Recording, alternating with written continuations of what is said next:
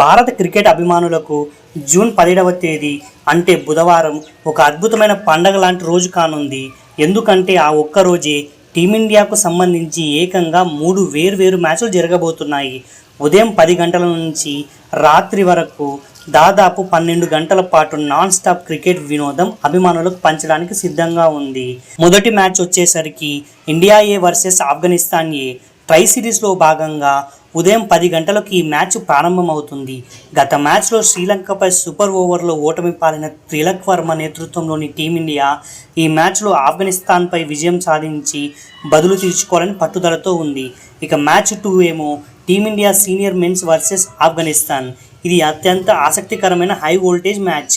మధ్యాహ్నం 1:30 గంటలకు team India senior జట్టు ఆఫ్ఘనిస్తాన్ సీనియర్ జట్టుతో తన రెండవ వన్డే మ్యాచ్ తలబడనుంది. ఇక మ్యాచ్ 3 ఏమో భారత మహిళల జట్టు వర్సెస్ నెదర్లాండ్స్.